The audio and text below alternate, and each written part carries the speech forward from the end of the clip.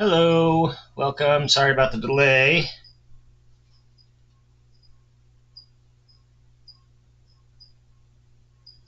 Just tweeting, posting, not tweeting, not on Twitter. Twitter can get fucked.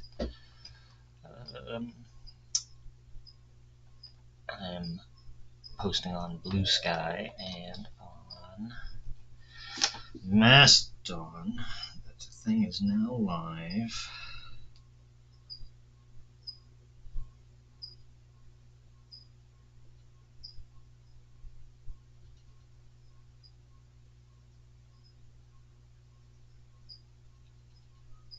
Okay. Word has gone out. Everyone who's sees me on the social media anyway will see here that we are now live. Let me get my monitoring thing up here. Okay, that's great. Turn the volume down on this so I'm not hearing any lag. I think this is going now, right? This is streaming. Yeah, it says it's streaming. Little lag, hasn't picked up yet. You gonna go? Okay, well, it should be going, but it does not look like it is. Oh, there it goes. Okay. Yeah, so welcome to the stream. Can you guys see the... It's weird. It's weird. Hold on a second here. I need to make an adjustment on this. Oops, that's not what the adjustment is. Okay. What is going on?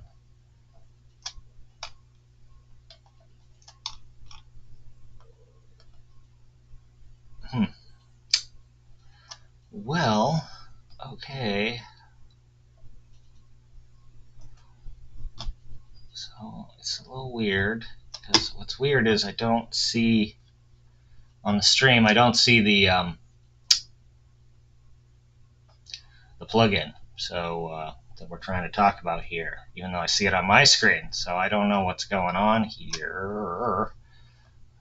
Let me see. This has not been a problem before. Oops. Let's see if I can do this without breaking anything. Window capture, window.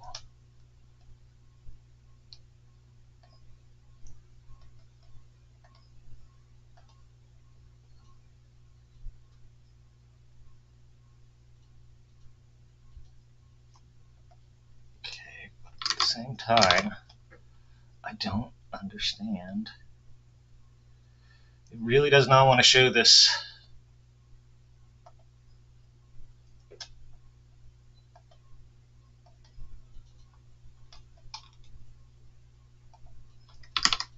Plugin, and I don't understand why. Like, it's on my screen. Sorry about this, y'all. I don't know what the heck is going on, and I don't actually know how to fix it.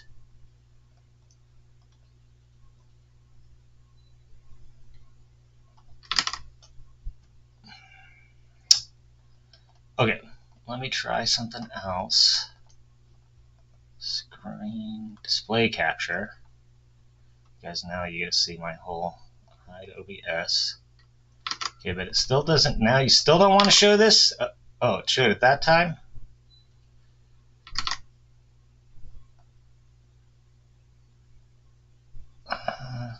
This might have fixed it. Sorry, I'm looking at my screen here. It's obviously got a little bit of lag. Oh, there we go. Okay, I guess I have to do it this way. So apologies. Let me know if it disappears from the screen. Looks like it's working now. Sorry about all the this and that. Sorry that you have to see my cluttered taskbar down here too, and my obnoxious screenshots. But you know, luckily I don't have anything embarrassing open right now that you shouldn't be seeing. Let's hope it stays that way. Don't accidentally open any files here. Okay. Welcome to the stream. Sorry about all the delay and the futzing around. Sometimes be like that. Today we are looking at this new Hainbach plugin. If you're not familiar with Hainbach, he is a YouTuber and experimental musician based in Germany. He's a very chill dude. I have actually met him once. He did a show in Colorado while I lived there. Shout out to the Colorado Modular Synth Society who brought him in, and got to watch him perform in an art gallery. It was very cool, and then afterwards I got to talk to him a little bit. He's a very cool guy. That's neither here nor there. That's just a little anecdotal fun, I guess, for the stream. Yeah, and so he's a musician, he's a YouTuber, and he puts out these plugins in conjunction mostly with Audio Thing, which is who this plugin was made with. He also sometimes works with Bramboss, and I think he's maybe worked with some other people as well. Either way, in any case, he made this little plugin here. This is called Octaves. It is a bandpass filter based on a Brule and Care bandpass filter that is sort of core to the Hainbach sound. If you've watched any of his videos, listened to his music, you've certainly heard this filter. It can do all kinds of stuff. It can be pinged. It can be, you can put them in series and yada yada. There's a bunch of different cool stuff you can do with it. And anyway, in real life, I mean. But they've become increasingly rare since he started sort of championing them. Since not everyone can afford to own 5 of these things in real life, like he owns a bunch of them, it might even be more than 5. It might be fewer than 5. I don't know how many he owns. He owns several. You can certainly own them in plugin form. So I think that was the logic here. And so they made this plugin, and it's supposed to more or less recreate what the Brule and Care octave filter does, bandpass filter does. But also, of course, when you make something a plugin, you can add features and whatnot. So this one does some stuff that the real ones aren't strictly capable of doing. Let's just say that. Yeah, this came out like 2 days ago. Yesterday, Monday. I think it came out Monday, so 2 days ago. And quite frankly, I was just looking for something to stream about this week, and I remember this had come out, and I was sort of interested in picking it up anyway. Then I went to look and see what it cost. I had in my mind that it cost $40, which is the regular price, but it is currently on sale for $19. This is not sponsored. I paid my own money for this. They don't know that I'm doing this. I don't think they care either. I don't have the kind of audience that makes people want to give you money or ask you not to cover things or whatever. So for the 10 of you that'll see this, just know that no one cares about your money, really, because it's not enough money to worry about. I guess that's really what I'm saying. So anyway, yeah, this is my unvarnished opinion and thoughts about this. Certainly no, I don't get any, you won't find a affiliate link or anything like that either. This is just, I thought this thing was probably pretty cool because the Hainbach stuff is cool. It was relatively cheap, and I just sold some gear, which always makes me want to buy stuff. And needed something to talk about. So here we are. That's it. That's why we're here. Okay, enough intro, enough throat clearing. Let's check it out. So I loaded up just a couple of drum breaks, first of all, to run through it. So it's on linear right now, which is basically a bypass. I mean, we can also just turn it off. And then, so here's the first one. If you watched my stream last week, you might have heard this before. This is a Volca drum loop that I made a while back. It's called Phyrexian Breaks. If you know what Phyrexian is. Okay, so that's what it sounds like. Normal, right? That's its normal sound. Now let's switch. So 1600, not much reduction. Oh wait, we got it turned off. Such a dummy. Turn it on. Okay, 1600. So that's actually, that's basically acting, almost like a high pass filter. It's just the highs coming through. 8,000.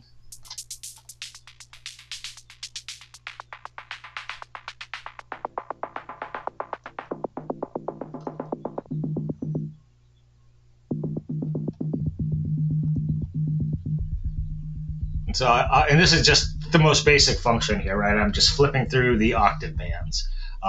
As you'll notice, these start off at 31.5, the frequencies here, and then goes to 63, 125, 250, 500, 1000, 2004, 8, 16. So it doubles. That's hence octaves, right? Because an octave is a doubling in the pitch or doubling in the frequency.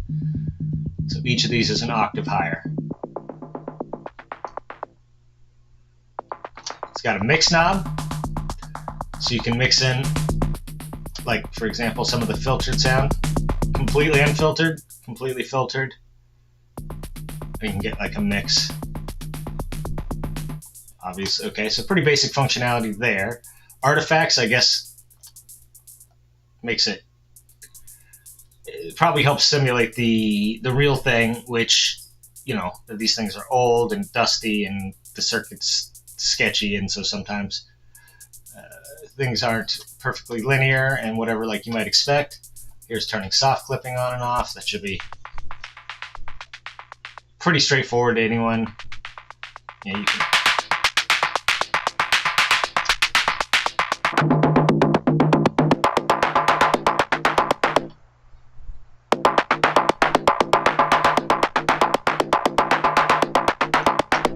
Oh, sorry, let me get a limiter. I just realized I don't have a limiter on the output. So let me put a limiter on the output so I'm not blasting anyone's ears out in Streamland.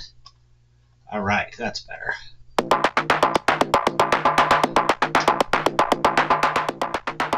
Turn this down a little bit too. All right, so you can drive the input,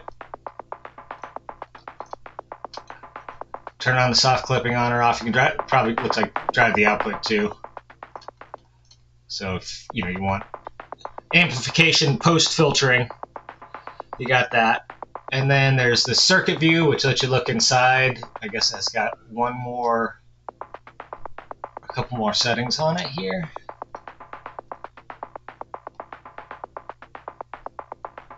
That's fun, and you get to see this fake resistor. You know, it's cool visual. All right. And let's go back to linear here. All right. Now I'll try out this. This is this other loop here. And I'll try out anything y'all want to see or hear. Oh, hey, not a kind fire. Welcome. I don't know what that symbol that you've posted means. So if it means it sounds like shit or something, you should tell me that with words so I can try and fix it. Hopefully it just means hello, in which case, hello back to you. Okay, so yeah, like I was saying, here's that drum break unfiltered, right? Okay, and then this other drum break I have loaded up is a loop from it's a sample pack that I got as a throw-in on something else I bought. I don't really use stuff like this very often in my music, but it can be, I feel like it's good for showing things like this, for showing examples. So this is an 80s hair metal drum loop, supposedly, at like one...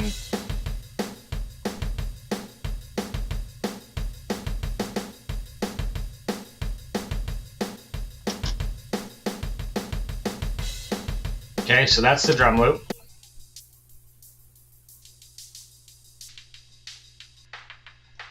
And obviously you could automate this. So for example, you could have, I mean, it is steps, so you're gonna have to go through each step, but you could like have, obviously, you know, in terms of automation, you can just have it go whoop, whoop, whoop, whoop, whoop, whoop, you know, whatever.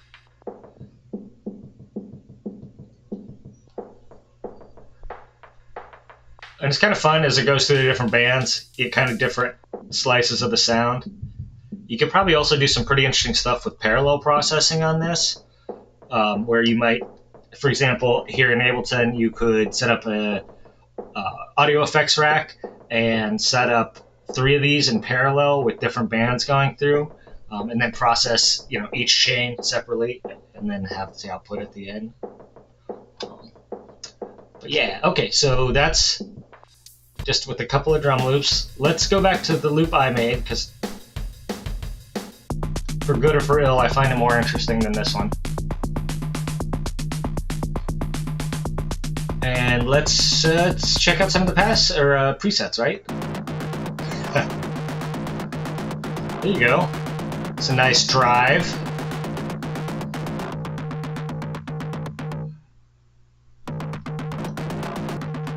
Second drive.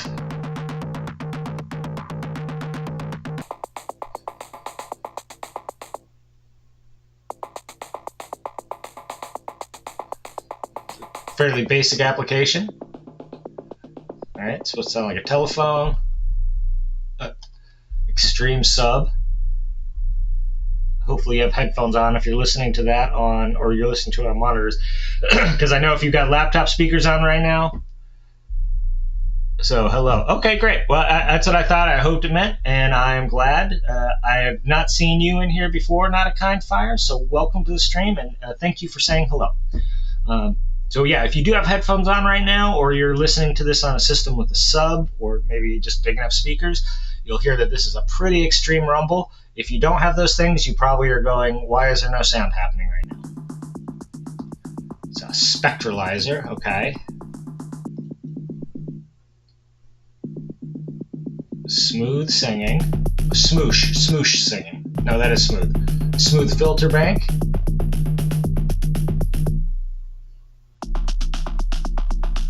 Smooth filter bank B. Oh, there you go. And that just destroys the thing.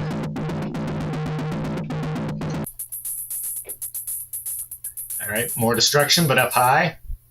See what I'm saying? Like you could put these two presets in a parallel rack and have the two together. Somewhat aliasing, so you turn the oversampling off, I assume. Oh, here you go. Here's a pingable setting. I wonder what we would ping this with. Maybe we'll come back to that.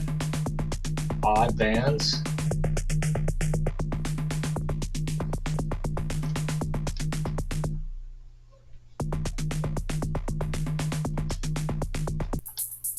Micro sound. Lower half. Low and high.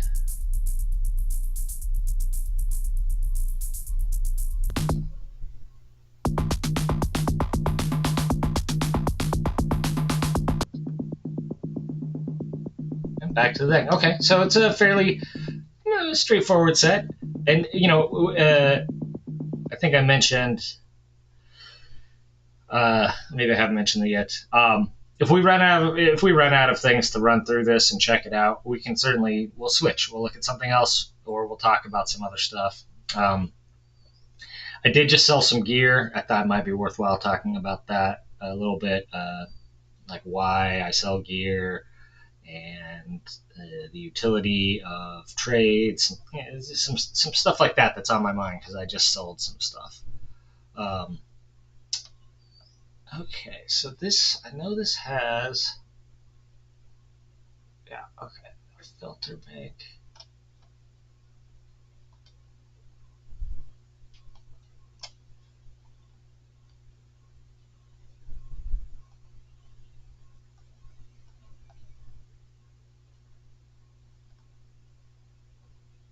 Sorry, I'm looking at the other controls here. So we have oversampling. You can set from 2x to 16x.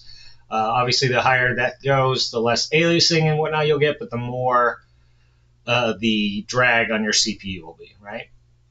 So copy and paste for presets, notifications. You can switch your mouse buttons, GUI acceleration, graphics controls. I'm pretty happy with the way this looks. Maybe we should go for a big window. Maybe it's easier to see for you guys.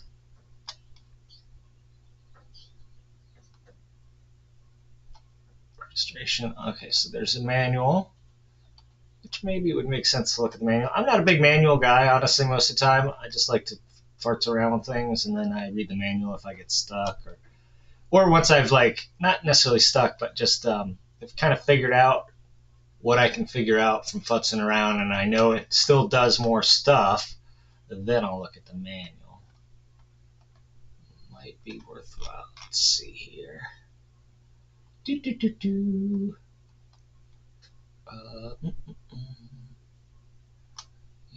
Switch artifacts, ping effects, ping scroll. Parameter locks. Okay. Window sizes. Sorry, looking at this fascinating. Wow, we're watching him read a menu or a manual. How fascinating! I just want to make sure there's nothing obvious that I'm missing here. I mean, it's a pretty straightforward. Yeah, it's a pretty straightforward.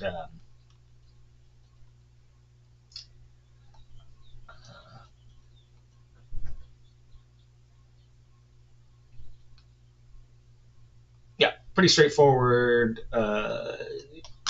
effect. There's definitely not. In real life, these are passive filters, right? They're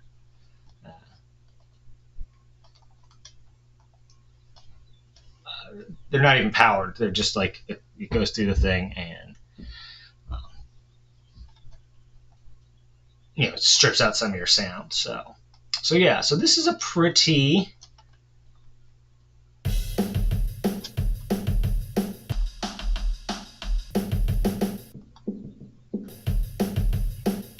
straightforward deal, I guess.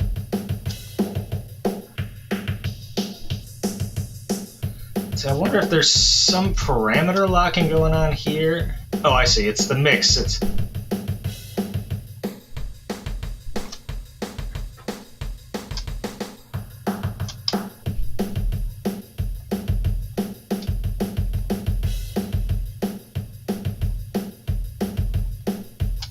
interesting. Okay.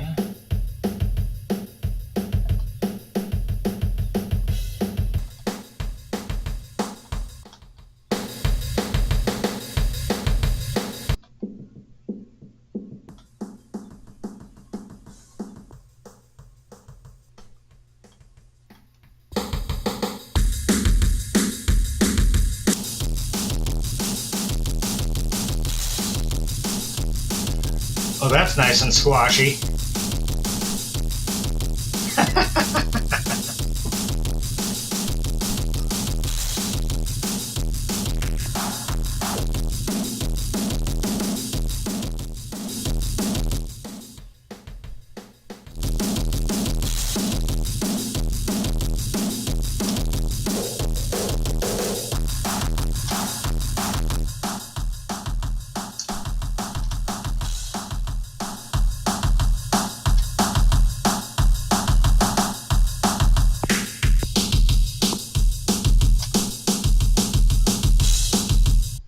Okay. Well, let's see if it's how it sounds on. I think we get a pretty decent idea what it's doing to drums, right? So let's see if we can try something else. It's going to go into my samples here and look through some different things.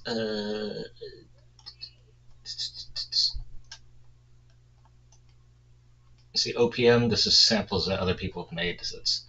I use the same other people's music.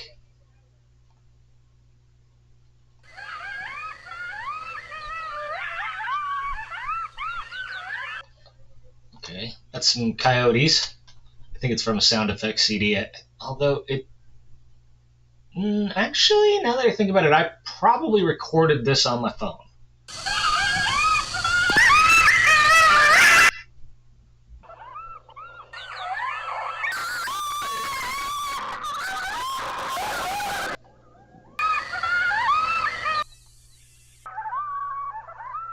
So yeah, it's interesting. You can get some somewhat transformative effects on things.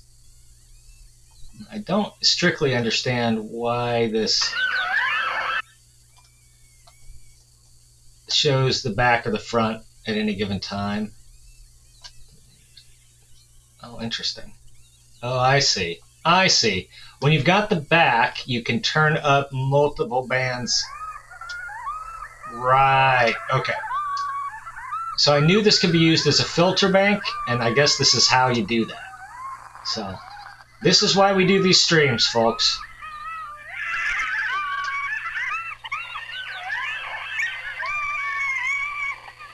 So you can play with different effects or bands here.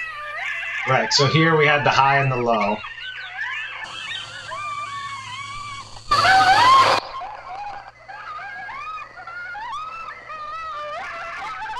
Okay, interesting. So there's like your core setting. Alright, now we're getting into some more interesting stuff, I feel like. Maybe we'll try this with the drums too here.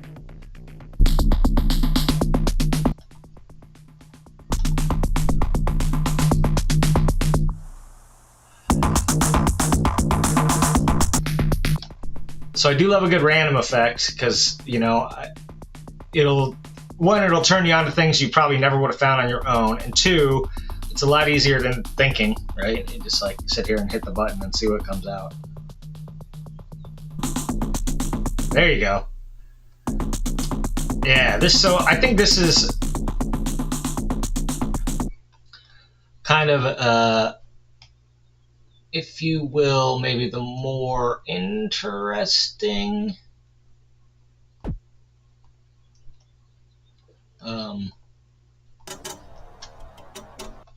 so here's some loops off of these are all these little 5-second loops here. I think, well, maybe not all. I think, but most of these are on my sample pack, the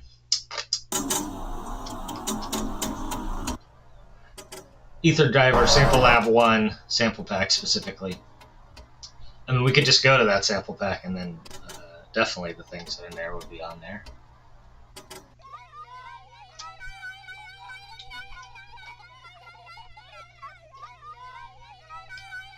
Alright, so this is a bunch of children on a swing that I recorded at a campground. It's my children and some of my friends' children.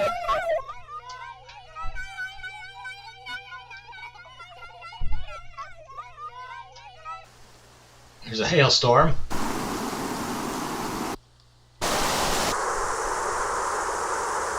That's kind of a nice, hollow, rushing sound.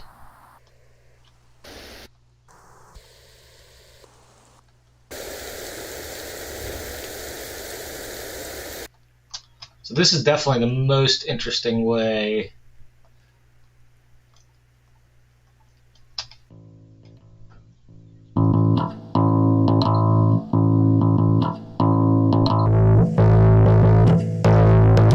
Oh yeah, so that's pretty sweet.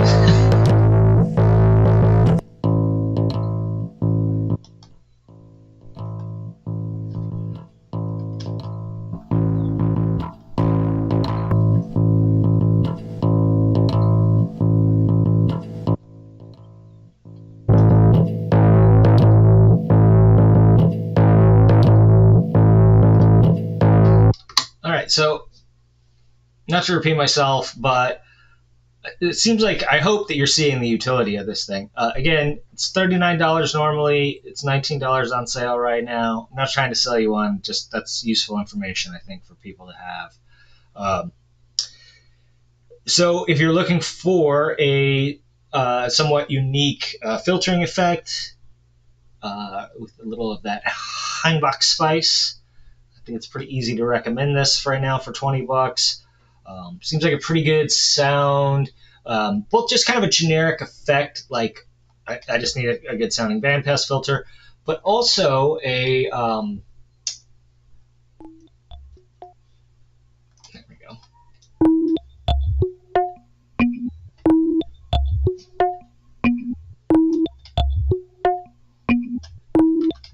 So that sounds pretty good, man. Okay. So by itself, this is filter turned off. That loop sounds all right.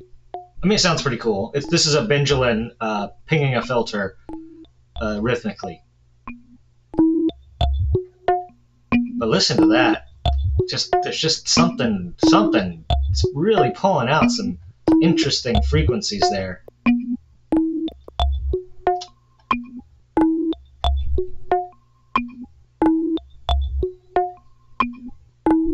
Whew. I like that.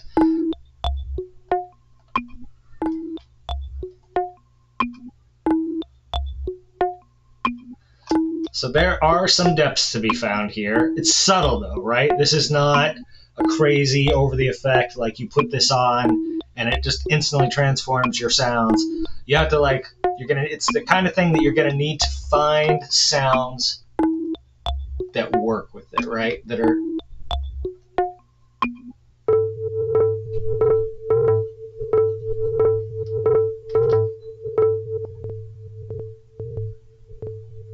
and so again, so this is the before, this is the dry sound.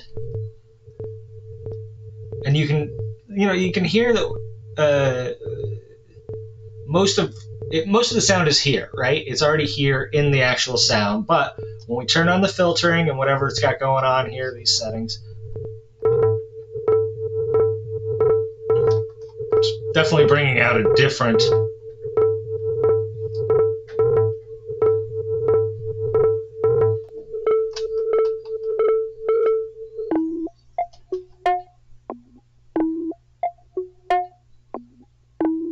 So we're not strictly pinging this here, but these sounds are pingy.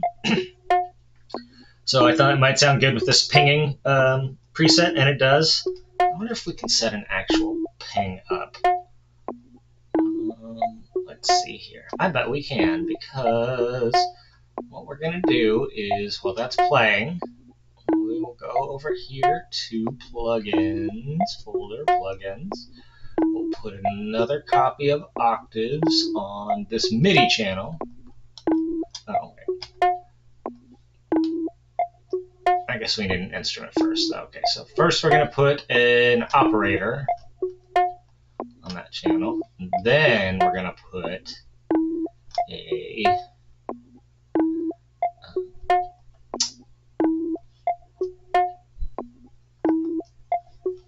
well, maybe we are. What's going on? There we go. Put one of these on here. And so my plan is put it on the pinging. Ping me. Ping me. Okay, so here we're going to take a very short envelope. Oscillator is going to be noise. And so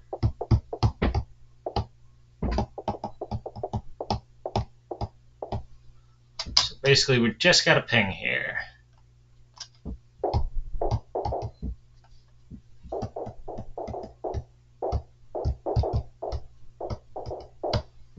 If we turn this off, yeah, so, turn the wrong thing off. God, I'm an idiot sometimes, sorry.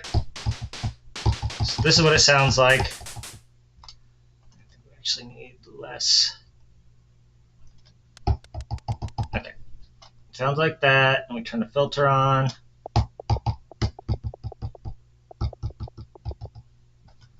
If we can get a little more energy.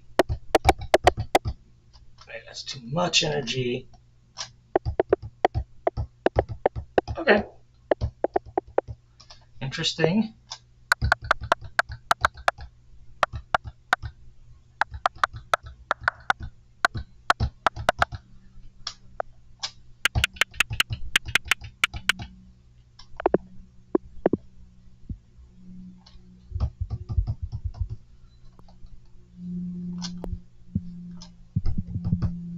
Well, I will say, I probably picked the right band. It is an interesting ping. I don't know how flexible it is. There's probably other ways to ping it too that aren't that. Let's see. For example, we could ping it with, and we could ping it with a sawtooth. Let's see if that's more or less interesting. We can ping it with a sine wave even. About the same. Might be a little, yeah, it's more tonal.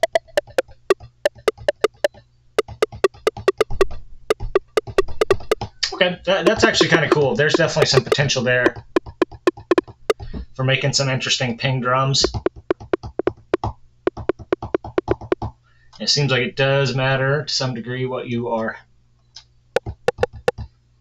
ping you're hitting it with, what kind of a sound you're getting.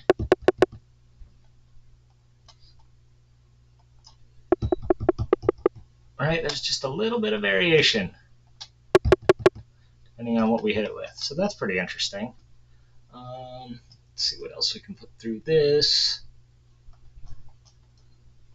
Other samples and whatnot.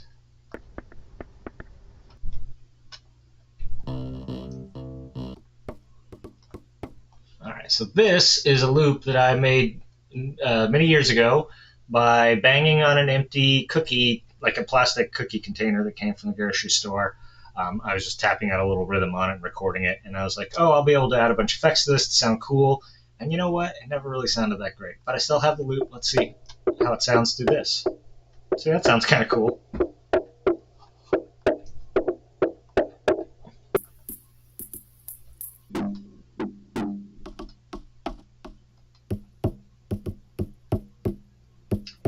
So this is doing the filter bank thing.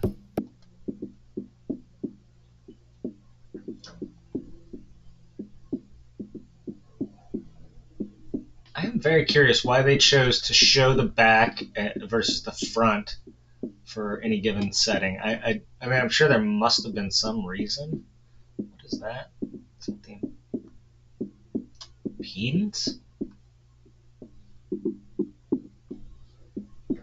What setting is that?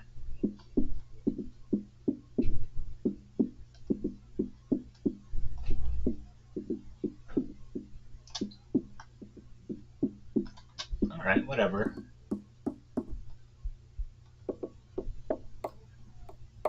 So,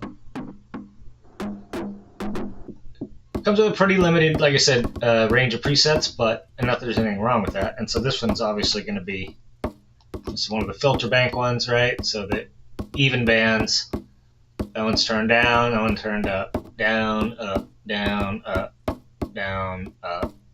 So it's passing all the even bands, right? Every other band gets passed, so that's what this sound is. So if you take that one out. And presumably you could automate these too. You could map MIDI to them and control them as the thing played. And so rather than having this sort of stepped effect when you move the big knob, you could have more.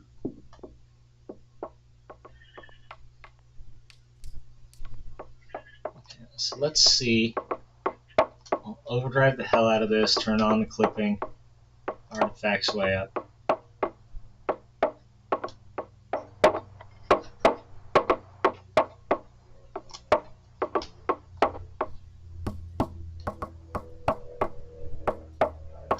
Yeah, okay.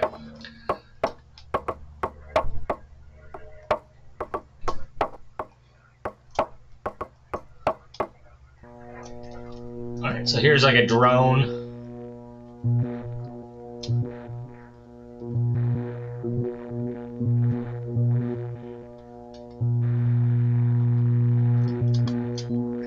I think that's maybe from the ether, the Soma ether. So this is just a recording of the electrical currents in one of the houses that I used to live in.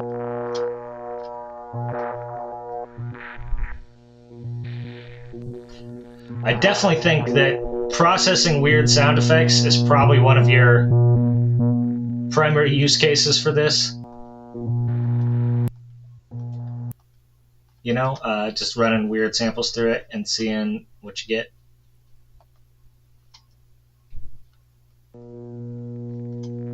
So this is the odd band. This is the opposite one. So this rather than, so it's 1, 3, 5, 7, 9, right?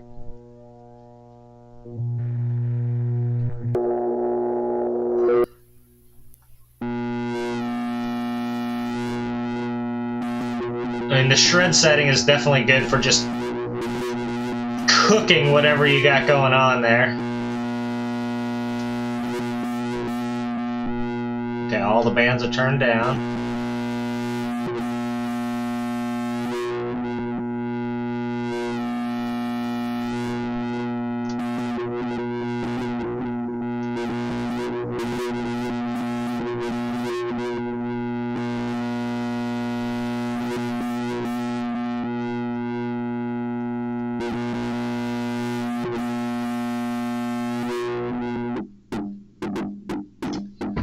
Hey, Tiberius, how's it going? What's up is we are messing around with the filter plugin. Just trying different loops through it right now is what we're doing. If there's some kind of thing you would like to hear.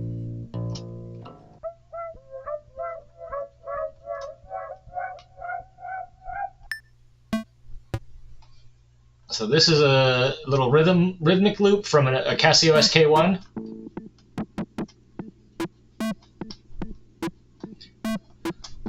Okay, sounds like this is what it normally sounds like. And this is what it sounds like through the different presets.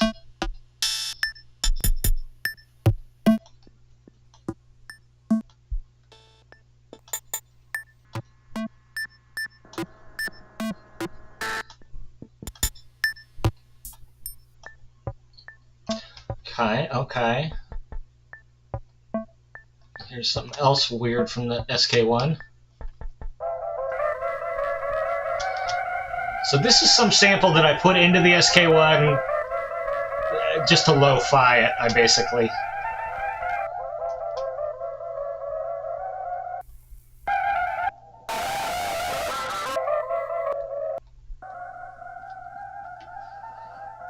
So that gives it, the spectralizer does in fact make it sound kind of ghostly, right? Ooh, I don't know if that's what they mean by spectralizer. It probably isn't. They're probably like trying to give some sort of view of the spectrum, right? Yeah, so you got a bunch of different bands turned up, varying degrees here. So. But it definitely gives a weird kind of funky effect here.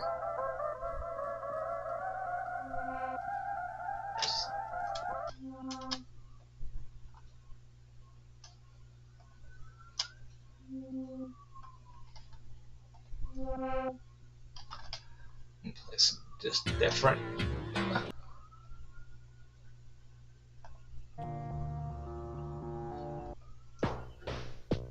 Here's another Volca drum loop.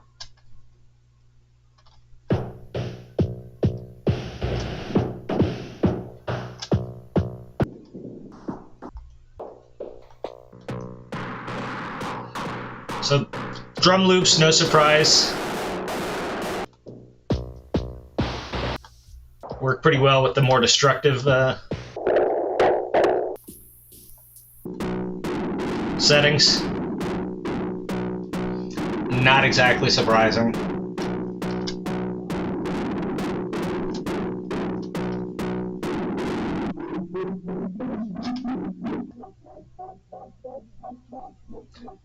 So this is like just me making some stupid mouth noises through like a wah or something like that. And delay, I think.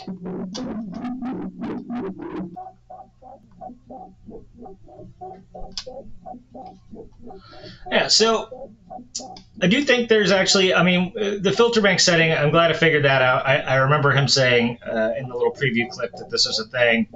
That's probably, I mean, a lot of your depth comes from that, right? Without that, if you're just manipulating the, a single band, passing a single band, possibly driving it a little bit, adding some clipping. That's a fairly straightforward effect. But when you get into the filter bands, which again, if you switch here, and then each of these little screws allows you to turn a band up, right? You can just pass that band. These are bandpass filters, so you're just passing that band. And that's where you can get more interesting things. And you can, there's 1, 2, 3, 4, 5, 6, 7, 8, 9, 10 of these, right? So you get a bank of 10 sliders, and just boop, boop, boop, boop, boop. You could play all these in real time. And I bet that would come out with some pretty interesting effects. Let's see if we can find it. Some synth sounds.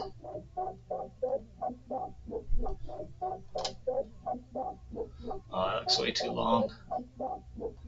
So, all right, let's see if we can get something else that's not 1,000 years long here. Maybe these are just that long.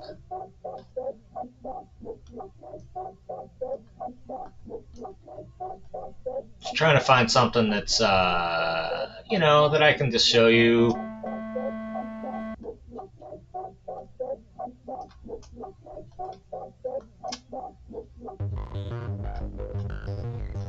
So this is just like a synth loop, right? That's what it sounds like.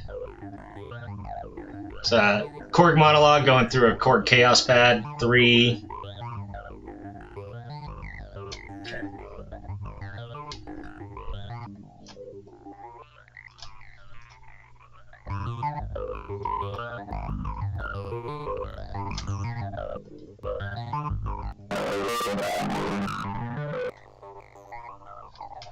You know, another thing you could probably do is put these darn old things in series. You know, and we're obviously, this is, again, I cannot say it enough. Even as simple as this thing is, this is not any sort of comprehensive, like, here's everything this can do. This is strictly, it really does not like me to add. Come on, man. What's going on here? There we go. It does not want me to add ones to the thing when it's playing for some reason.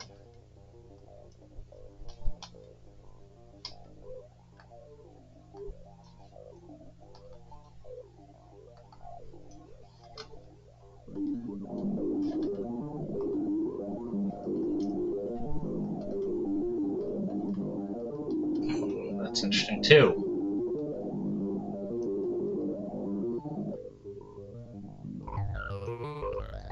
Okay. Close window. Close window. Open this one. Okay, so that's good.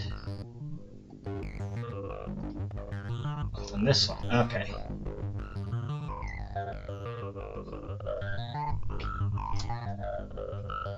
Now we have them both up, and we can kind of.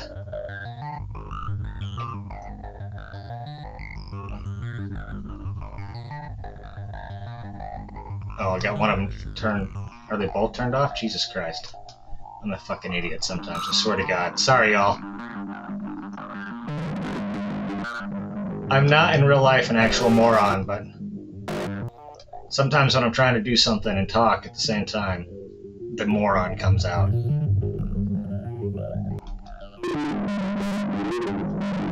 So there's shred into smooth filter bank, and smooth filter bank into shred. Yeah, anyway, so that's pretty good overview of it. So we started about 10 minutes late, 7 to 10 minutes late. We got about 7 to 10 minutes left. So I did want to touch briefly on, I sold some gear. I'm working on a exit interview for it. I sold my Mini Brute 2S, which I have done videos on before. If you're interested, you can look through the channel, look through my previous live things.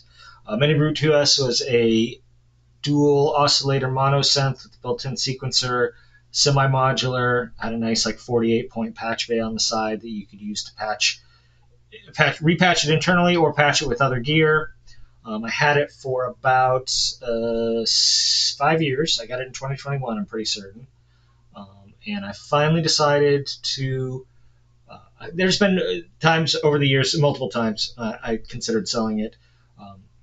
Every time I did not, because I really liked the sound. I thought it was just a really wonderful sounding synth. But I do try not to have too much overlap in my toolkit. So, for example, I only need so many semi-modular analog synthesizers, right? Or so many dual oscillator monophonic synthesizers. Only so many of a type, right? And so the bottom line was I had too many of that type, and so it was time to get rid of some. For analog, patchable analog semi-modulars, I have the easel, which is to say the O-Coast and the Strega and the O-Control. That combo was fulfilling most of my needs in that area. It's also fairly small and compact. I'm kind of pointing over. You can't really see. My face might have to be on screen. But over here on the side, I've got it. And it fits in a space that's like, it's like dinner tray size. And all three synthesizers with room to spare. Okay. And then over here, I have this. Let's see, plugged in. Yeah, pick it up. Oh, it is all plugged in. So I can't just pick it up and show it to you. But I have a circuit monostation, which I've also done a video about. It's about this big, 2 oscillator monosynth with built-in sequencer. Doesn't have the semi-modular, but you see where I'm going here. You got overlap, 2 oscillator monosynth with the built-in powerful sequencer. Had that covered in the Mini Brute 2S. Now I've got that in the monostation. For my patchable, semi-modular, analog, pure analog synth, I had the Mini Brute 2S. Now I've got the easel stuff, right? And as far as the sound, I also have lots of samples that I made of it, first of all. I sampled it extensively throughout my time with it. And then second of all, I also have the V collection comes with the Mini Brute V, which is a recreation of the original Mini Brute, not the Mini Brute 2S, but it's a fairly similar sound. It's a more limited synth in that it is a single oscillator synth with a sub rather than a dual oscillator synth. Obviously, it's a recreation and not the actual analog thing. But I think you can see where I'm coming from here. Between those three things, I pretty much had the Mini Brute covered, right? If I need a hardware 2 oscillator analog monosynth with a pretty rough and ready kind of baller sound, I've got the monostation, right? If I want to use an advanced sequencer to sequence my modular outside of the case, which is a theoretical use case that I had the Mini Brute for, but I rarely actually used it for that. When I bought it, that was actually one of the things I was like, oh, I'll use this to sequence my modular. This will just be my sequencer for modular. And that really never ended up actually happening. Not to say I have not sequenced the modular with that synthesizer, with that sequencer, but I definitely didn't do it as often as I thought I would. It definitely was never a regular thing. It was more of a like, we can do this, and then I would, and then I just wouldn't do it again. So I ended up mostly, for a while I had a BeatStep Pro. I sequenced the modular with that. I've got this MPC-1 over here. I've sequenced the modular with that. And now, one of the reasons I bought that monostation is because it lets me use a circuit-style sequencer, which I love. That was sort of my first real step sequencer that I fell in love with. I'd been exposed to other ones before that, but that's the one that that clicked with me. So it lets me use that style sequencer, which I prefer to the style of sequencer on the Mini Brute anyway. Not that it's bad, it just is a more traditional style sequencer, and the circuit has kind of a more modern approach, a more modern workflow, the way that it works. So I got pretty spoiled with that circuit one, and when I bought that, okay, so now I can sequence the modular with that. If I want to do semi-modular stuff, I've got the easel, which has very distinctive sound set, and as does the Mini Brute, and there's not much overlap between the two necessarily. I mean, they can both do some pretty aggressive and wild sounds, but I would say that the easel stuff is further out, can do weirder, wilder sounds, and can also cover a lot of the basic stuff. And then, having that sort of third leg of, well, I do have the Mini Brute V if I need that sort of brute sound, and my samples aren't enough because I also have a fairly extensive sample library. So anyway, all those things sort of conspired. Decided it was time to sell the Mini Brute. Put it up on Craigslist and on OfferUp, which is like a buy-sell trade app. I don't know.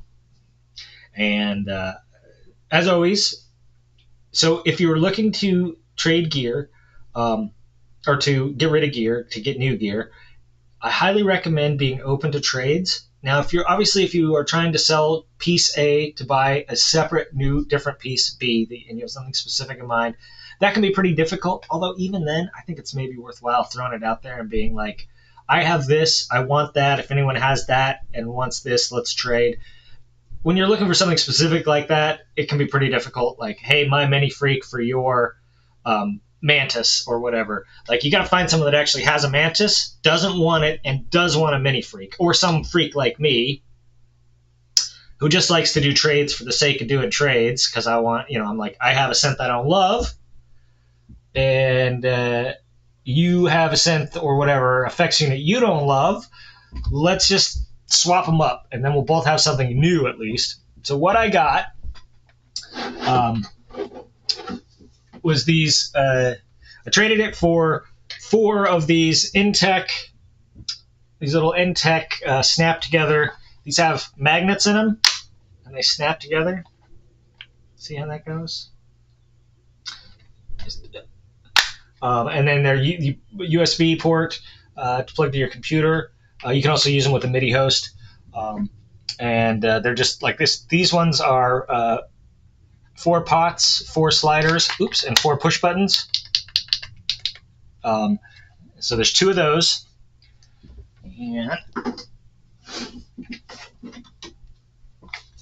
And then this one, these 2, this one is 16 encoders, and this one is 4 encoders and 4 sliders. So it's similar to that. They're longer sliders, longer through sliders, and it's encoders at the top instead of pots. And they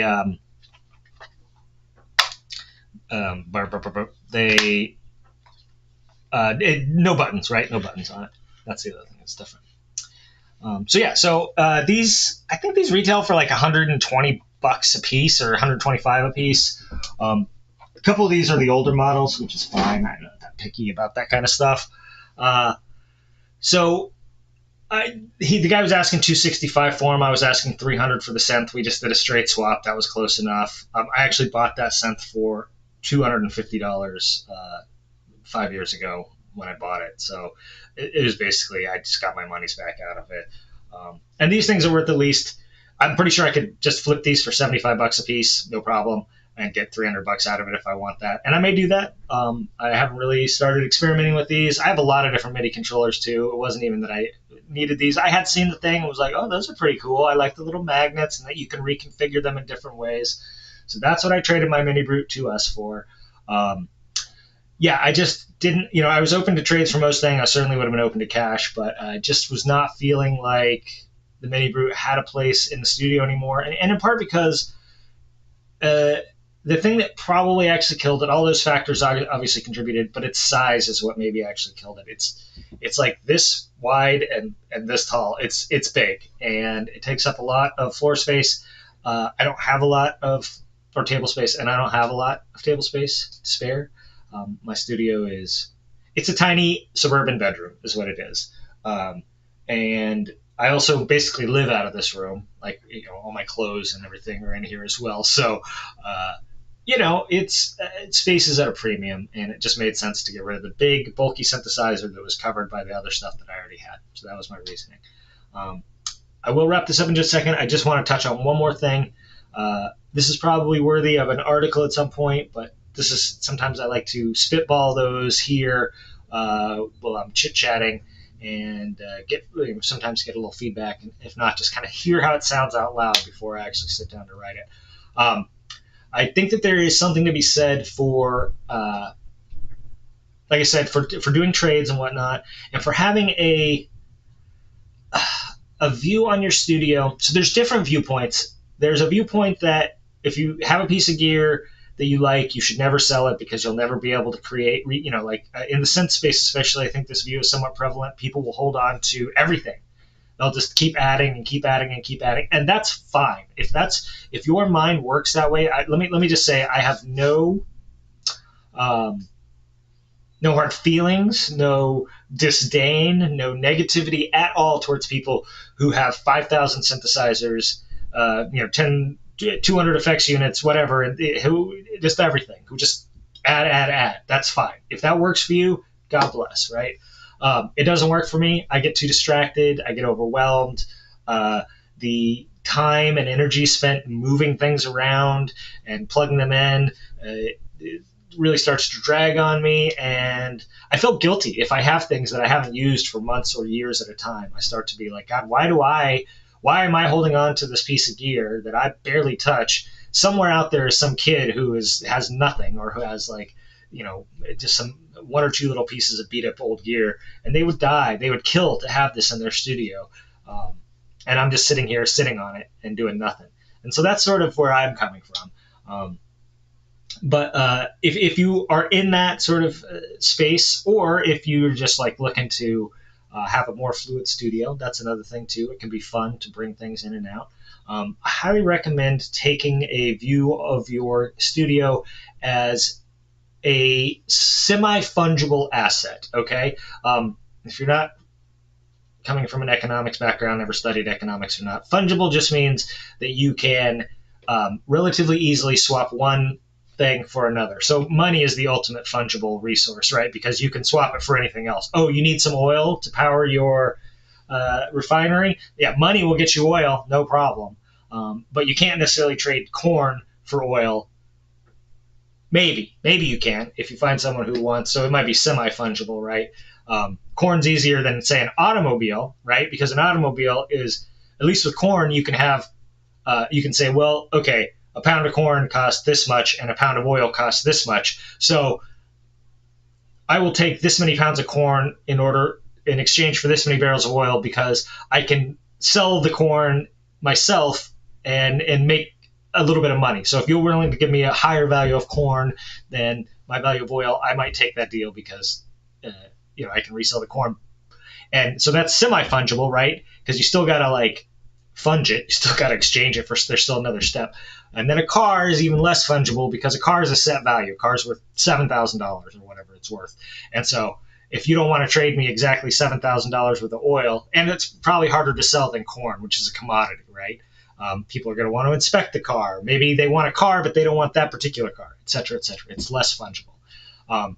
And so anyway, I take the view that the studio as a whole is semi-fungible, and that any piece in it you should be willing to swap out for a similar piece, a piece of similar value or a piece of similar function, or both. And that if you treat your studio as a bankroll of sorts, this viewpoint comes from Magic the Gathering. That's where I learned it. But I think it's actually original from professional poker players have a bankroll, a set amount of money that they use to get buy into games and kind of keep it rolling. And with Magic cards, the cards themselves are they're almost completely fungible. They're almost, because they're worth set dollar amounts, you can almost just swap them for those dollar amounts. Certainly among people who have the mindset I do, where it's like, okay, I don't need that card, but it's worth $75. So if you'll give me $77 worth of any other cards, if you'll take $74 worth of any other cards for that $75 card, well, I can make $1 on the deal. I wouldn't do it for that, but let's say you'll take $65 worth of random cards, or you'll give me $85 worth of random cards for this one $75 card. Well, I'll just do that, because I'm happy to just sell the other cards off and get the money, and then I'm $10 up, right? And I took that mindset into my studio. I hope this is making sense to people. I took that mindset into my studio when I started making music, and so I'm just willing to let things go for something of similar value that I think that's more interesting to me in the moment. Even if I know, like these controllers, they might only be in my possession for a few months. I might just flip them right away. If I don't find a good use for them, if I find them, clunky or unfun to use, if they don't click into my workflow pretty easily, pretty quickly, I'll just flip them. I'll just put them up and get, $60 or $75 a piece for them and get my money back out of them and buy something else. And if you buy, so the other key to this is buying used. So if you buy used, don't get too attached to things, and are willing to, just kind of take things for what they are and the time with them that you have, and not get super weird and attached to it. You can have a lot of fun gear in and out of your studio, right? Because you're managing a bankroll. So, I'd say I start off with $1,000 and I buy a $300 used monosynth and a $200 used effects unit, and a $500 used MPC. That's my studio, right? So I got $1,000 in now. And you can just roll that, right? So you get tired of the $300 monosynth you have, we put it up for trade or sale, and get your $300 back out and buy a different one for $300, or trade. And sometimes, and this is why I encourage trades, when you're trading, sometimes you can, if someone really wants what you have and you're lukewarm on what they have, you can definitely get better deals, right? They're like, hey, you're trading a minute log. I really want a minute log. Yeah, there's a bunch of them for sale for $375 right now, but I don't have $375 cash. What I do have is this SP404, which is worth $400, right? And so I'll trade you this SP404 for your minute log. These are like real trades that I've done. Similar, like I traded a SP404 for a TR8S, right? I had an SP404, which is worth about $400, and someone had a TR8S, which is worth about $500. They wanted the 404. They didn't want the TR8S, and so they were willing to swap it for me. So I basically jumped up $100 in value on my quote unquote bankroll by making that swap. And if I wasn't willing to make a swap, if I was just like, no, I got to get the $300 cash for this, or $400 cash for this, then I wouldn't have. I would have just gotten the $400. I would have eventually gotten that $400, but I would not have gotten $500. Because what I did with that TR8S is I listed it as soon as I got it, and it sold for $500. And so I made $100 on the deal, right? And then reinvested that back into the studio. So that's my last parting thought. If you are flexible and willing to do some trades and think of your studio not as a bunch of discrete pieces of gear, but as a bunch of semi-fungible tools that you use to achieve different things. And you have to have a pretty good idea. You don't want to sell your only synthesizer for a second or third sampler. For example, if you use synthesizers in your music, that would be a bad choice. But the more gear you have, and I have a lot of gear, the easier it becomes. And like I said, I only sold the analog synthesizer because I was essentially done with it, and I had other analog synthesizers that covered the same thing. So yeah, anyway, that's it. That's my last parting thought. If you have questions about that, or maybe if you're like, oh, that is interesting, I'd like to read a more in-depth and perhaps less off the top of your head, and thus a little discombobulated theory of what to do with this, that'd be great. Yeah, I'd love to read an article about that, yada, yada. So anyway, if that's something you're interested in, let me know, and I can write it up as an article. If you got enough out of this, that's great too. You can clip it and put it online and yada, yada. Okay, thanks for everyone. Thanks for coming. We've actually now gone over an hour, despite the late start. I really appreciate everyone hanging out. I hope that you found this interesting. And yeah, Octaves. It's $19 on sale now, audiothing.net. There's also a bundle that has this and a bunch of other stuff in it. I do endorse this in the sense that I think this is cool. It's worth $19. I'm glad I bought it. I'll definitely be using it in my music at some point.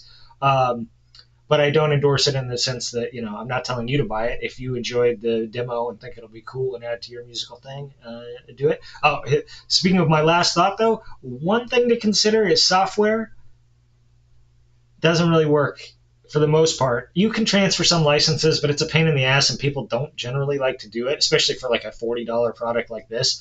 So these end up being a little bit of a sink. They just your bankroll gets eaten up here. But that's why I'm pretty selective about the plugins I'll buy, because you can't resell them very easily, like you can with hardware. When I get tired of a piece of hardware, I just sell it. If I bought it new, I lose 30% maybe on the deal. And if I bought it used, I lose somewhere between 5% and make 20%, depending on the deal I got originally and the deal I'm able to find when I sell it off. Okay, enough of that. Like, subscribe, blah, blah, blah, do all that stuff so that the algorithm will see me and I'll be wildly popular, and someday I can quit my day job. I will see you all next week. Thank you so much for hanging out.